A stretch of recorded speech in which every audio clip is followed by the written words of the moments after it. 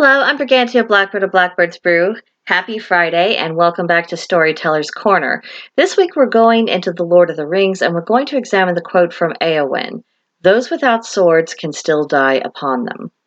And this brings up the question of, is there any such thing as civilians in actual practice? Because for as long as I can remember, anytime there's armed conflict anywhere in the world, whether we're talking about nation against nation, civil war, or terrorism, or just general crime, whatever it is, there's always an outcry over the harm that inevitably comes to the civilian population or to the non-combatants. Now, of course, this is tragic. I mean, no one wants anyone to be harmed, particularly not people who are not actively engaged in conflict. But it does seem that, as a practical matter, this is all but impossible to prevent, especially when you have some groups that will use civilians as shields, or they actively seek to create civilian casualties as a means of breaking the enemy's will. War is about a lot of things, but high moral ideas and practices is not amongst them, and our modern failing to come to terms with what seems to be this unflinching reality is actually causing us more harm than good. And that brings me to the idea that learning about self-defense is a non-neglected duty as a society, because in a state of nature, the responsibility to protect oneself is a personal responsibility. Now, as we form communities and operate within them, oftentimes we have help. Sometimes when it comes from being able to rely on our friends, neighbors, and family to come to our aid when required, or more formally, the case of the police. But at the end of the day, the person who's actually responsible for our safety is us, the individual.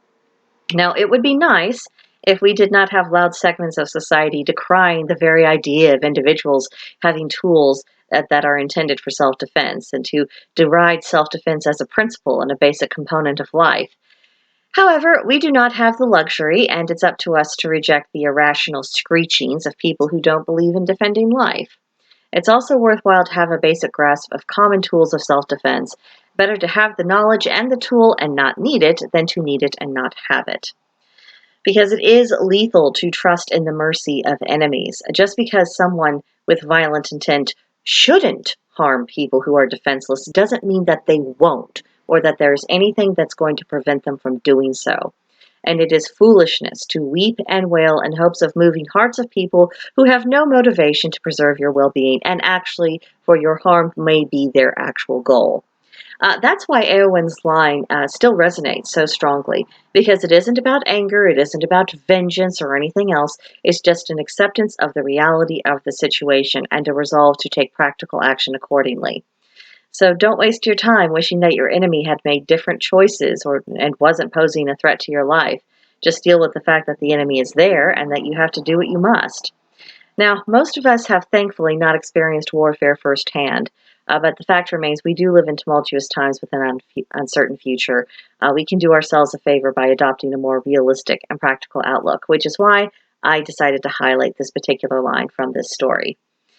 So, what do you think about all this? I would love to hear from you either in the comments below, or if you would like to come see me at Blackbird's Brew, there is a link to join in the description box below. And as always, please like and subscribe, and I'll see you in the next one.